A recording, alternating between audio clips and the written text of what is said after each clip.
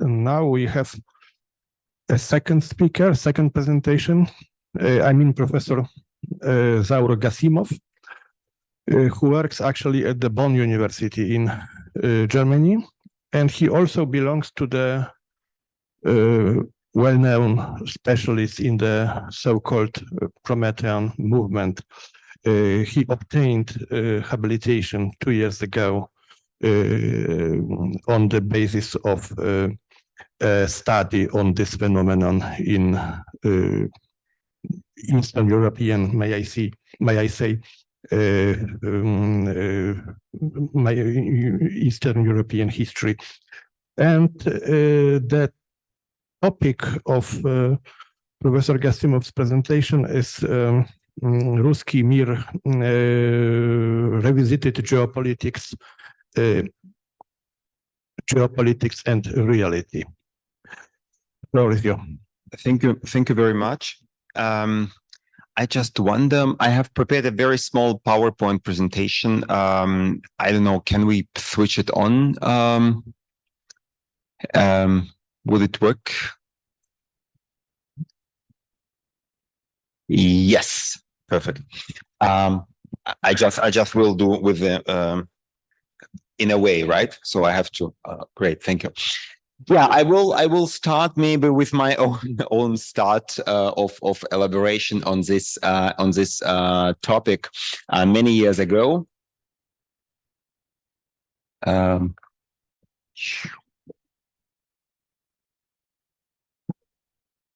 Yeah, yes. So that is the article I have published 11 years ago. Worked on it 12, 13 years ago, of course, and it was more on the foundation of Russkij Mir. The foundation was set up in 2007, and I was mostly interested in what was the case at that time, and it was mostly the activity of this lady, of Natalia Narochnitskaya, who was and is the head of the foundation Исторические перспективы, I guess historical perspectives. It's a foundation which is connected somehow with the foundation of the Russkij Mir. So the borders are really very, very blurred. It's like a part of one very big movement.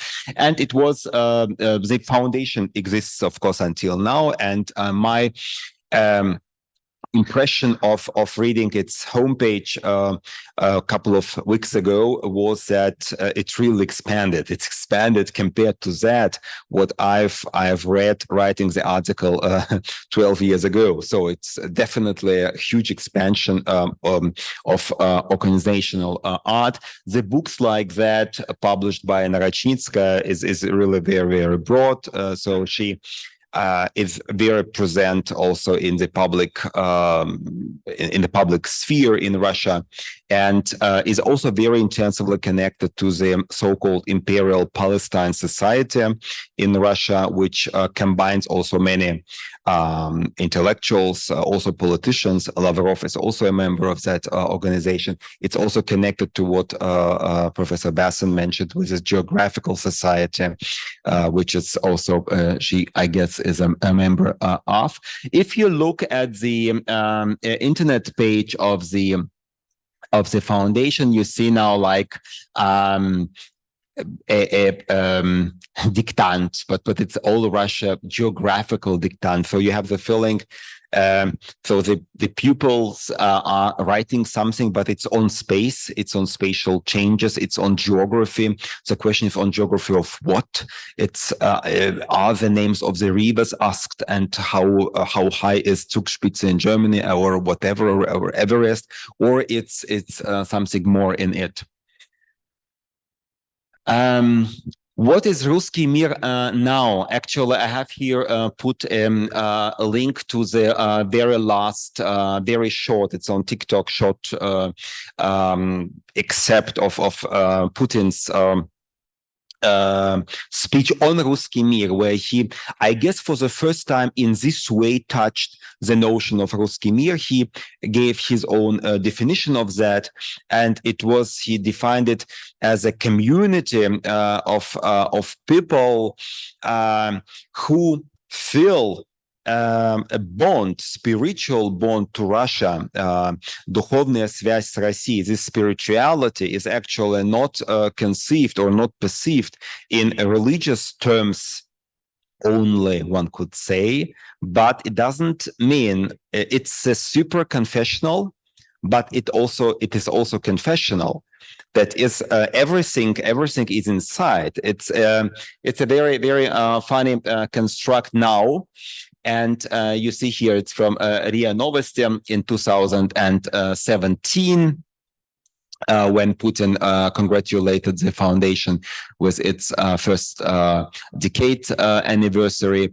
You see the self-perception of this foundation with the typical folkloristic stuff. You could get an impression that it is actually a Russophonie, maybe, just like Francophonie in French case. Maybe it's a promotion of Russian culture. Why not? Everyone has right to do that. So is it the same as a Goethe Institute in German case? By the way, the number of Goethe Institutes really diminished now very, very rapidly. And I see in the case of the Russkij Mir Center, a completely different situation, which are really opening everywhere. And you see here the image of Gennady Zyuganov, of the head of the Communist Party of Russia. And he is struggling also for Russkij Mir. That if a really entanglement in its true sense of from the first point of view of very oppositional approaches maybe towards history and presence, but in the end actually very similar to each other.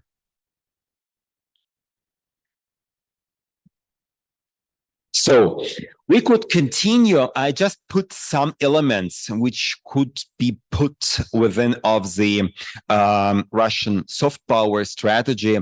You see here the comedy from 70s, Ironia судьбы с легким паром, with Barbara Brylska on it. A comedy which was very famous in the Soviet Union, which is very intensively perceived outside of Russia in a huge vast geography. And Russian ballet, as one very famous element of Russian soft power, has that elements of Russkij Mir. By the way, a lot of ballet schools also throughout Germany work until now according to the Vaganova methods. So even if they don't put it on the homepage, it's a very interesting example of the transfer of idea. Leo Tolstoy, we have heard a lot about his un-imperialist feature or nature, as Professor Zorin formulated that it can be the case. But in 2012, this book was published in Russia, and since then re-edited and republished several times about Russian world. Even if Tolstoy perceived the Russian world maybe as a spiritual essence of a Russian family, of Russian people, but if you put it now into this context, you cannot expect from everyone that they would now read again or read all the works of Leo Tolstoy in order to come to the conclusion that he was anti-imperialist. That is a use and instrumentalization of the oeuvre of Tolstoy for the promotion, in that case, of some ideas. Maybe Tolstoy was not a proponent of. And you have here one example of sgущенka, sgущенное молоко, it's condensed milk. And on the homepage of the Foundation Russkij Mir, it was published an article of the condensed universe. So that the universe everywhere in the world where you like this condensed milk, it's a sweet condensed milk, which was until now very intensively used in the former Soviet space, preparing something what is sweet, so torts and other stuff, pastry and so on. That would be like a sign. It's like a signpost of the former Soviet Union, or maybe also of that what is perceived as the Russian world or Russkij Mir. So what is Russkij Mir now? I have written here some reflections or aspects of the reflection. We have a very various definitions of that, what it should be or what it is. Official, like Putin's ideas, Putin's definitions of that as a bond of соотечественники, of compatriots with Russia. And he touched that he pointed out that it hasn't a certain confessional or national attitude. So it should be supranational and supraconfessional. You have also semi-official views of intellectuals like Tishkov. Tishkov is anthropologist and ethnographer. He wrote and gave talks on the issue, what is Russkij Mir. So if he writes about that and defines that means there is one. So he prescribes and lays fundament for that as an intellectual. So you have a huge number of publications, by the way, in Western scholarship on what is Russkij Mir, a huge number of articles of Laruelle, of Zabirko in Germany. So that is a topic for the international scholarship to work on, particularly in the last decade, and particularly since the Russian occupation of the Crimea.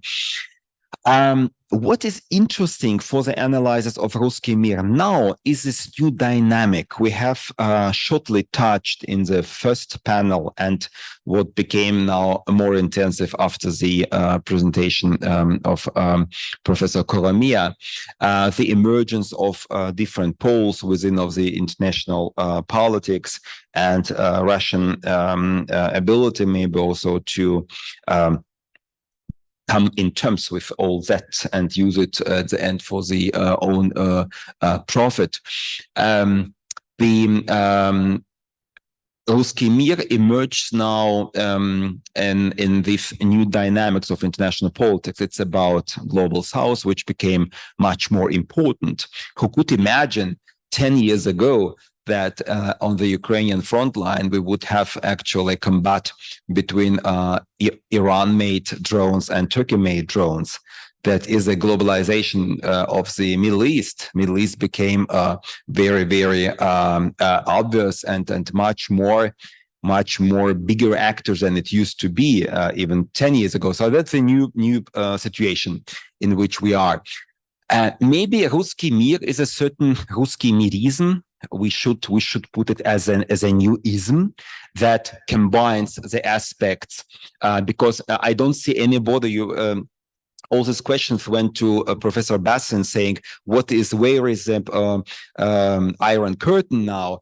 I cannot see any borders between these different ideologies. The one goes in another and comes out in a different hybrid form.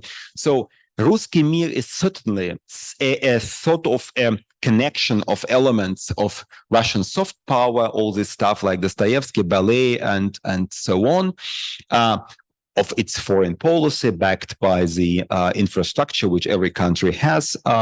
It's MAPRIAL, maybe it's an International Association of Russian Language Teachers, and so on. It's Russkij Mir in itself, so the foundation which its possibilities, and the possibilities are very, very broad. If you look at the homepage, you would see there also the news. I checked yesterday in the hotel here. It was published that the monument of Shors was dismantled in Ukraine. So what? I mean, it's like on no homepage of Goethe Institute you would find a news about Latin America or something like that. What happens there in the politics? What is the meaning of the dismantlement of the Shors monument in Ukraine for that? But you can cancel Russia Today or Sputnik television. But it's hard to cancel the foundation, which works primordially or primarily culturally, and it functions now also as the Russian news agency. You have, of course, the issue like Eurasia, Eurasianism. We have heard a lot about that in the first panel. I have the feeling that Eurasianism somehow now would be absorbed by Russkij Mir, because Eurasianism state somehow very sophisticated, very intellectual.